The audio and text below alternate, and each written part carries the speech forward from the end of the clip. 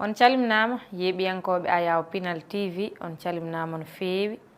En calmini dendagal bandiraɓe yeeɓoɓe en e ngaɗo sanga, en calminiɓe toɓe mbawi tawede kala e windere nde. En puɗɗorima inde Gueno ko kanko woni bawɗo baɗowo, kanko woni joguiɗo dokkowo, newiɗo newnowo kala ko woodi. En juuli e kodda annabaɓe bajjo Abdoullahi Aminata, kanko woni kodda ɓurɗo ɓurnaɗo Winndere. Caggal ɗum jetten nene e baaba wonɓe sababu wodede en e o duniya. En jettiɓe no feewi, en ñaguima Gueno moƴƴo o nde junnata balɗe mabɓe moƴƴina battande. Ɓe jinnaɓe mumen guuri ɓe eɗen ñaago Allah yo gurdam juut, ɓe jinnaɓe mumen dutti eɗen ñaago Allah yo Gueno moƴƴe mabɓe toon, kamɓe e dendagal mayɓe julɓe kala. Ɗum noon on calminama no feewi, en calmini dendagal ɓiɓɓe fulɓe to mbawi tawede kala e windere nde. On bismama kadi e yewtere men Jime e jimɗi pulaar. No pulaar heewide ni, aadi bil aadi salade aadi ɓuuri firtude aadi. Ɗum noon en gari huɓnude aadi mo gadodirinɗen e bandiraɓeɓe kala e saaha arde ɗo e Pinal TV waɗande ɓe yewtere wiyetede Jime e jimɗi pulaar. Ene heewi waɗande on ɗum miñiraguel moon, bandiraguel moon Dewel Diallo Maymoun Oumar debbo mo Heelange. Ɗum noon ko joni garten fuɗɗade yewtere men Jime e jimɗi so tawi Gueno haaji. Yimre nde garten mum ko yimre men wiyetede ko jamma wonno. O jamma juuti, ɗum waɗi heewɓe men bindori. Yonti pinen hanti weeti, fulɓe mbi mo andi ñaw mum safare mum weeɓi. Kono elle en gandi ñaw men, kono safarade en donki. Mo nananmi kala ko fulɓe kawrani tan jogiti, ngol konngol jaalima e yontam nafoore maggol yiide ɗum mi ronki. Haala ko ma wonda e golle ɓamtare so eɗen jiɗi, mo haali gollani kayi soyde, mo haali gollani koye soyde gabbe mum werli. Nguura bona tawa hay hunde ala ko heɓi, yontam mahodiren gollen ko ɗum tan heddi. Haala ka koko haalete so wel hay so metti, jamma juuti kono haɗani weeti. Kodda Sow gorko mo Madina Gounas, ñande 22 jeeɗi ɓuru hitande 2020 toon to Winndere Espagne. Ɗum noon o jarama no feewi e yimre makko wande fayida. Eɗen gandi yimre nde juutani ni, kono kankone won wasiya mo wasito e yimre makko nde. Sabu o wi woni konnguɗi goɗɗi omo nana yiide ɗi, yiide nafoore majje woni ko ronki. Sabu eɗen nana leñol men rentani, leñol men jaggodirani, leñol men ala ɗum, walla eɗen usta leñol men. O wi kanko o ronki andude nafoore ɗin konnguɗi. Wadde noon heddi ko gollen ko ɗum woni ko nafata en e wiide ina jooɗo ina woyto. Ɗum noon garten ko e yimre men wiyetede neɗɗo.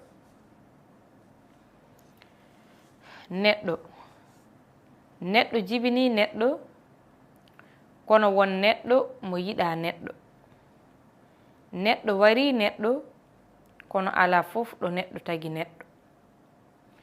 Neɗɗam, sehilam, miñam, mawnam haa e giƴam, kala ɓurɗoma yimɓe andu ɓurima kala ngaluuji. Mo wuuri ala yiɓɓe, so loŋima dañata longtoɓe. Neɗɗo arfaggu yimɓe wonanma nafoore. Neɗɗo woto añir neɗɗo ko mum gila ma daɗede, ar yiɗir neɗɗo sabu Gueno gonɗo godnuɗo kala tagoje. Neɗɗo pamɗuɗo e men ala ko pamɗinɗo hoore mum tan woodi. Neɗɗo ala ko waawi saka waɗana hoore mum. Neɗɗo ko podoje e padoje, hay gooto anda janngo mum. Mo wuuri e bonande yo miijo, joɓowo o heppani haaɓani ina sabbi ɗum. Mo golli ko moƴƴi woto nimsu ngati gollani tan ko hoore mum. Ina haani mo woni kala miijo o ñalawma garowo gonɗo yeeso mum. Neɗɗo ñande leydi sakki, leydi fawi ko an tan e golle ma. Ɗo nene ala, baaba ala, goɗɗo alaa saka walluma. Ko nden de woni nde galo e miskino kala ponda alaa ko faaboto ɗum so wonaa moƴƴi ɗi mbannoɗaa. Golle ma e aduna fof e tuma daɓɓo kolleɗaa, jogoɗaa suno so tawii ko seeɗa moƴƴi mbannoɗaa, so bonɗi kam haalande ladde koto jeyngol paaɗa. Ko jeyngol woni koɗki ma.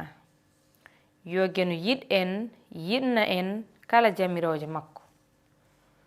O suura en, o suurda en sabu timmal makko. Yo geno yaafo en, o yaaforoo en sabu nulaaɗo makko mo jam e kisal ngoni e mum. Amin. Neɗɗo. Neɗɗo wiyaama neɗɗo kono ganden neɗɗo tan timmaani wonde neɗɗo. Ganden neɗɗo ko hakkille, hakkille noon hakkinto, hakkindoo hakkita joomum.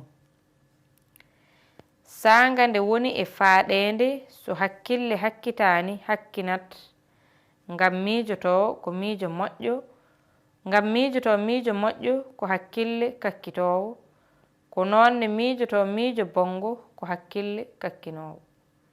Yo geno yed en e hakkille kakkitoowo, o ɗawa en e hakkille kakkinoowo. Amin.